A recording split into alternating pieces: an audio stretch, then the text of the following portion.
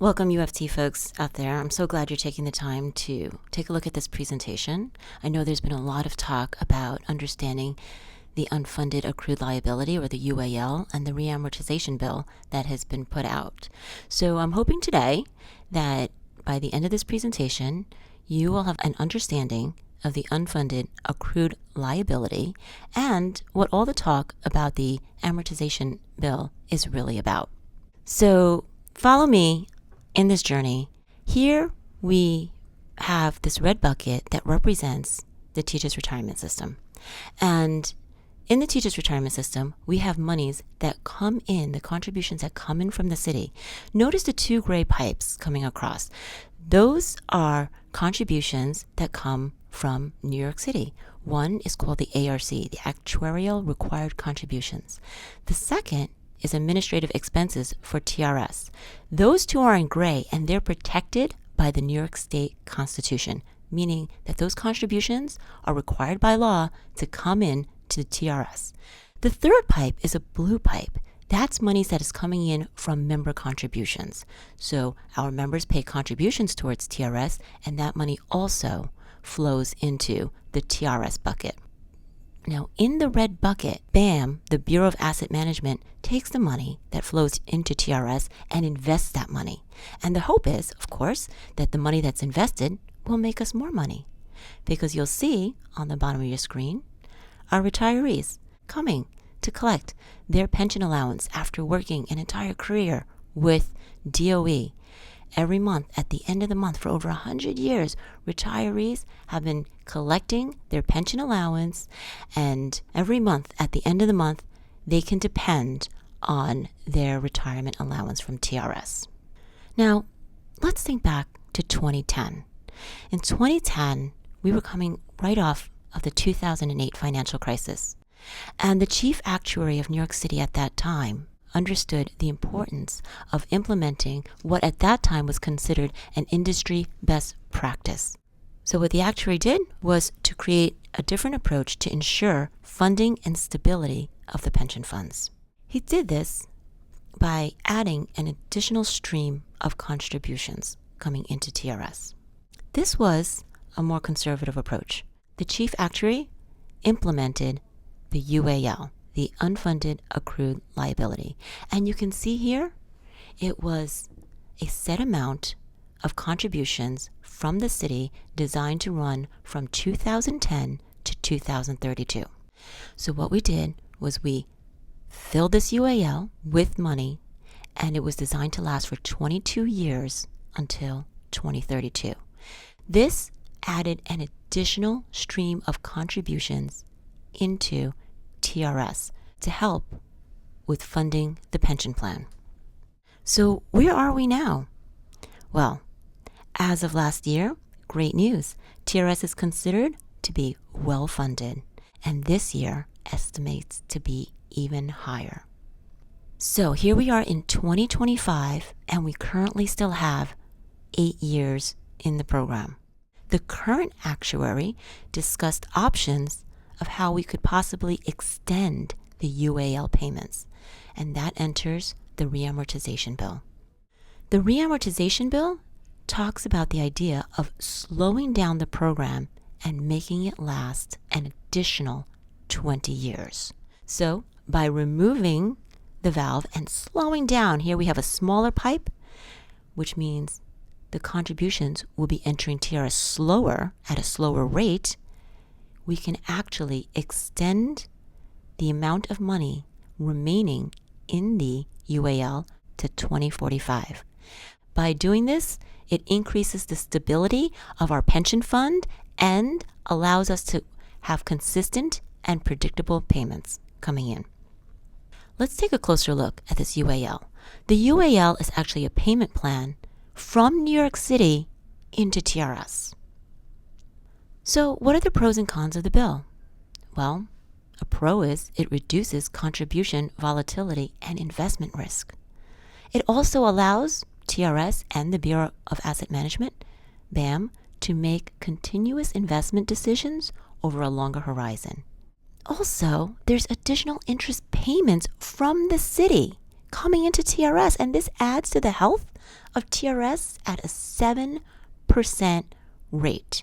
It is important to note that reamortizing the UAL does slow the contributions into the fund, resulting in less additional money in the system, temporarily limiting our funds to invest in the upcoming years. Remember, we're only discussing the UAL. We are not talking about slowing down the contributions of the other two gray pipes, the ARC or the administrative expenses. We're only talking about slowing down the UAL into the system. But by slowing down the UAL, it does limit funds to invest in the upcoming year. These are all things that we need to consider as part of our fiduciary duty. So the real question for the trustees, do we believe the investments can outperform the 7% interest we are guaranteed from the interest rate? And even if we do believe the investments can outperform, is it worth the risk? This is another way to look at it. As a calendar, you can see on the blue side is the current plan. That's the number of payment plans remaining. So here, 2025, if we stayed with the current plan, there would be 8 remaining years, 8 years of payment. And underneath that, the payment amount for that year. On the right side, you'll see the proposed plan. You can see here, there's 19 payments remaining, and underneath that, the payment amount for that year. As the years go by, you can see the payments remaining on both sides, whether we stuck with the current plan or moved forward with the proposed plan. But in 2033, you'll see the difference. In the current plan, there will be 0 payments remaining for the city and $0 coming in to TRS. As opposed to the proposed plan, there's still 11 payments remaining. And as we move forward in time, we need to be asking ourselves, how are investments doing at this point? You know that the stock market changes from day to day, week to week, month to month, year to year. And it's impossible to predict what will happen going forward. But it's our job to make the best decisions with the information that we have before us. So let's get technical.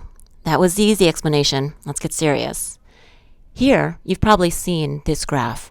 This is the combined impact of all systems, and it shows the total UAL payments by fiscal year. You're going to see the blue line is the current plan, and the red line is the proposed plan. So let's see how this looks with the UAL. And again, this is only looking at the UAL, the money that's coming out of this tank. We're not talking about the 2 pipes, the ARC and the administrative expenses and member contributions, where contributions continue to flow into TRS. So for the UAL, you see the yellow line is following the timeline going across. It's 2025. And as time goes over to 2032, you're going to see the UAL empties. It's all paid out. 100% of the UAL will be paid out into TRS. Let's compare that to the proposed payment schedule. First, notice the 7% interest going into the UAL. Again, following the yellow timeline, going across to 2032. But here, because we have slowed the payments into TRS, there's additional monies in the UAL. So we can continue having money flow into TRS until 2045. At this point, 100% of the UAL is paid out, but we also get 7% interest for an additional 12 years. That's guaranteeing an additional 12 years of UAL contributions and interest into our pension fund. You may have seen this graph floating around, and it's a disingenuous representation of what's happening of the proposed plan. This appears that money is being removed from TRS, and then the city is paying $17.5 billion later from 2033 to 2044. But that is not what is actually happening. This graph is actually showing the delta or the difference between the proposed plan and the current plan. And either way, whether we stay with the current plan or move forward with the proposed plan, TRS receives 100% of the UAL payments in both scenarios. Neither scenario will remove money from TRS. And pension benefits can't be diminished and are protected by state law. No one can go into TRS and take money out and remove it. That is illegal. Another big question that has been going around is, will the plan unfund the pension system? The proposed plan will not unfund the pension system because this is a matter of the contributions going into TRS faster or slower. And either way, the results from the solvency test that the current chief actuary conducted shows that all retirees are currently 100% covered by our assets. Take a listen to our TRS board meeting on November 16th by the chief actuary, Mark Tiskevich. I did what's called a solvency test. I took all the money that's in the plan and I allocated to the people who are going to use it first or need it first. So the retirees, they're going to need it first. And so everything in green there are members that are 100% covered by current assets. So all the retirees are currently 100% covered by current assets. All the actives or all the inactives are covered by assets. And then we start going through the actives, and a big chunk of the actives are all also covered. So how did we get here? Well, new payment schedules are not something new. We've done this back 2000 and 2013. In fact, it's not unique at all. We do this approximately every 10 years. This is just one of the many tools actuaries use to manage the pension system. On February 20th, 2025, the UAL reamortization bill on TRS was put in the governor's budget bill. This bill was submitted prior to the board's passing the resolution. This was a deliberate decision made to exclude the representatives of city workers on this legislation. Anytime we engage in conversations with a city, it can be challenging. But when we began to see this administration inject their own agenda and politicize conversations, we decided to withdraw our support. On March 6, 2025, the TRS trustees notified the city actuary that we were no longer able to support this bill because we were no longer confident in this administration's ability to be a viable partner. 3 days later, a campaign of disinformation began to flood the internet. You may have seen some of these articles floating around claiming $11 billion being taken out of the pension fund. It can't happen. That is illegal. Accusing Governor Hochul of seeking to underfund our pension system, which, if you read the article, has nothing to do with what is happening with the UAL or the reamortization bill. The board meeting was linked to this article. And for all of you out there, if you take the time to listen to the board meeting, you will see what the UAL is about and what the reamortization bill is about.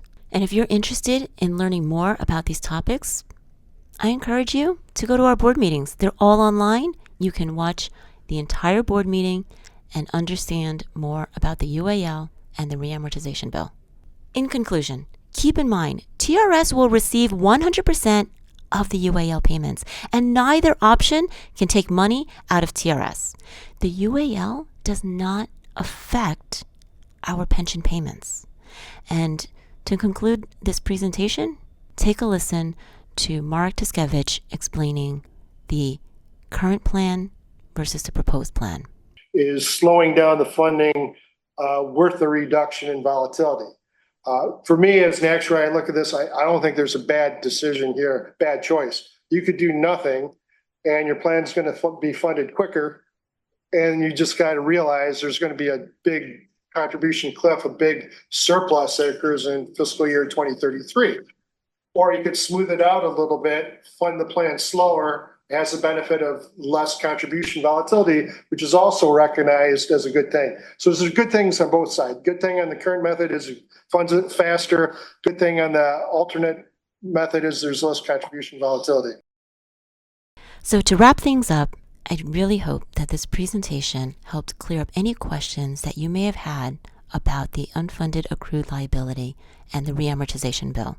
And I really thank you for taking the time to listen. Let's keep politics off the pension table.